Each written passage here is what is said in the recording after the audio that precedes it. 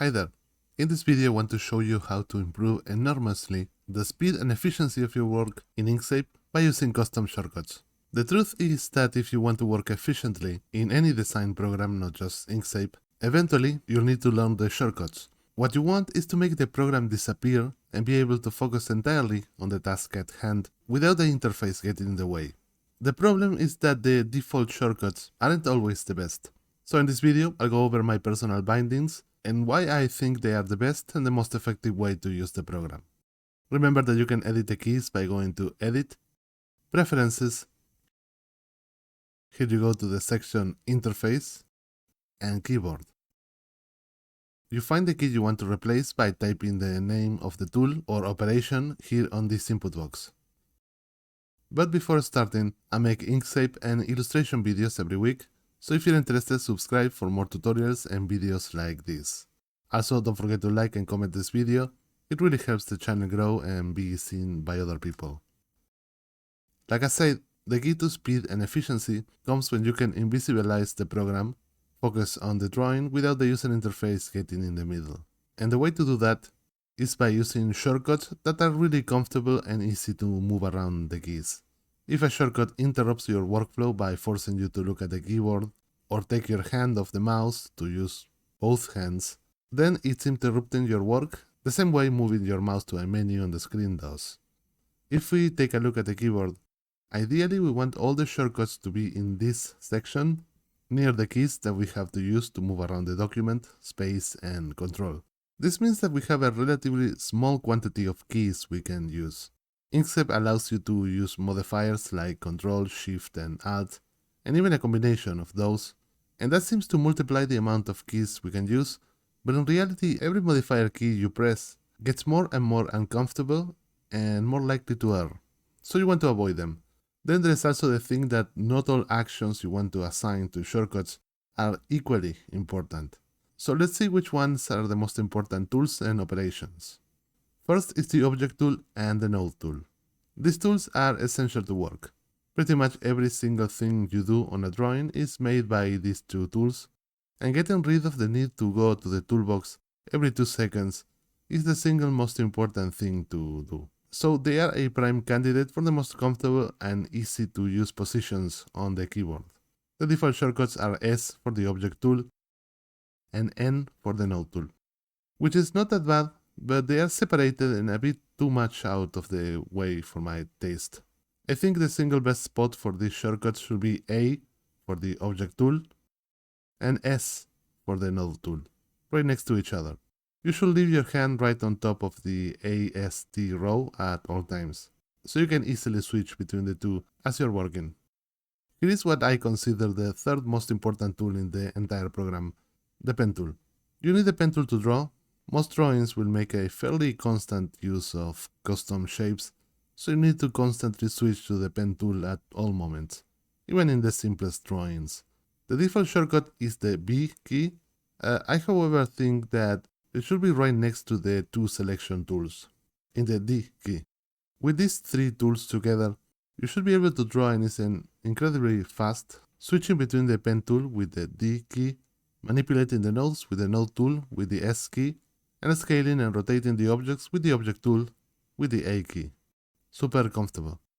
Another action that is super common when illustrating anything is to sample colors from the document. In most other applications, you use something like Ctrl or Alt to temporarily switch to the dropper.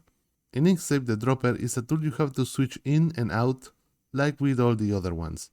The default shortcut is the D key, which is fine, but we are already using it, and because I'm used to using Ctrl with other applications, I like to set it to the C key, close and very similar to Ctrl or Alt.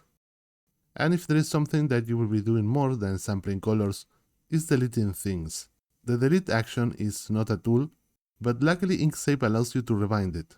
Of course, the default shortcut is the delete key, but as you may have guessed, the problem is that you have to look down to the keyboard, move your hand all the way to the delete key, and then go back to where it was before. It's super slow and interrupts completely the working flow. Ever since I started using Blender, I fell in love with the idea of having the delete key on the X key. It's so much better, you don't have to look down at the keyboard or take your hand off its position. Believe me, once you switch delete to the X key, you will want all programs to have it bind to that.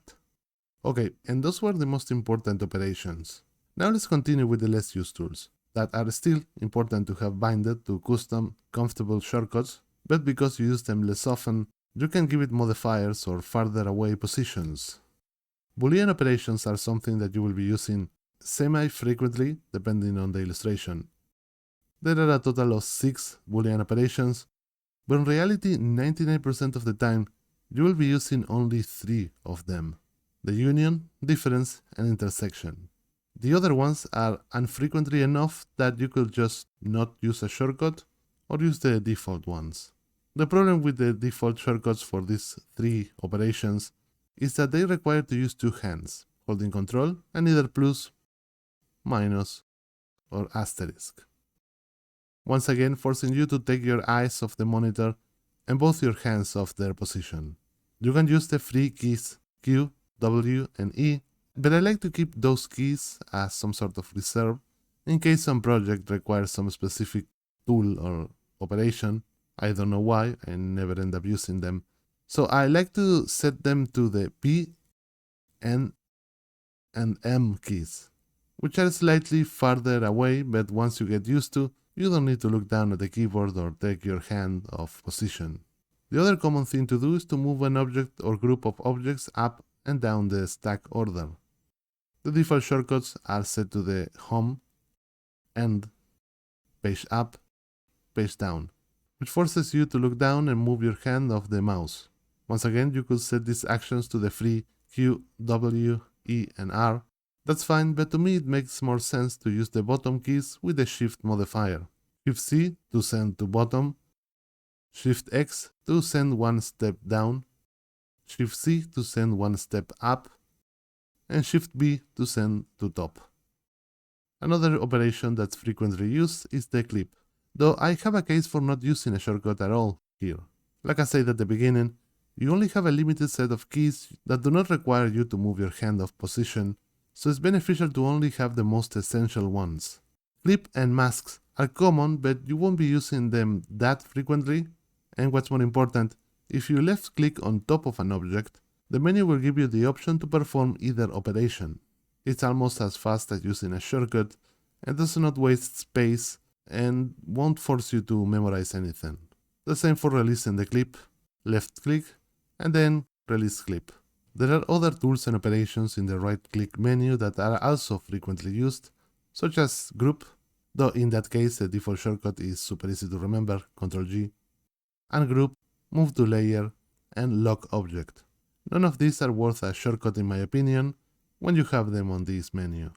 The end goal of this video is improving your efficiency and speed, so I think it's worth mentioning some of the most important and common operations you definitely should be using with shortcuts.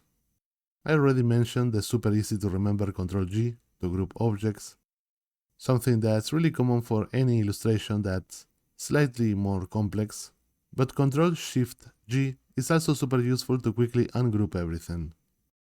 Duplicating is something you will be doing all the time. It's often much more efficient than copy-pasting. The shortcut is very well worth to memorize and it's really easy, Ctrl-D. It's very common that you will want to transform a built-in object into a pure path to be able to modify its shape.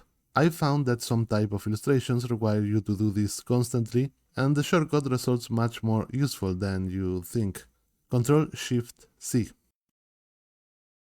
Flipping objects is essential to move objects around, and the shortcuts are super easy to memorize. H to flip objects horizontally, and B to flip them vertically. Some quick and useful navigational shortcuts. 1 will set the zoom to 100%, really useful if you're working with exporting in mind. 2 will set it to 50%, which is more useful than you'd think if you care about exporting. And the 4 shortcut will move the view to the whole illustration, super useful when you lost the drawing in the document and you don't know where it is. Finally, 2 useful UI shortcuts. The fill and stroke dialog is one of the most important panels you will be using all the time, constantly, and the shortcut is super easy to remember, Ctrl-Shift-F. And the other dialog This one is a bit more niche, depending on the type of illustration. You might need it frequently. The Align and Distribute dialog, which also has an easy to remember shortcut, Ctrl-Shift-A. And those were pretty much all the shortcuts I use. With them, I've managed to be able to draw fast, with confidence, and move around the program effortlessly, which is what you want when you work with a creative application. So I recommend you to spend some time changing and memorizing the shortcuts and start to use them every day. I promise you, it will change completely the way you work and think of your illustrations. If you enjoyed this video, don't forget to like and comment. It really helps the channel a lot. Please don't forget to subscribe and hit the bell for more tutorials on Inkscape and illustration. That was it for now. See you in the next video. Bye.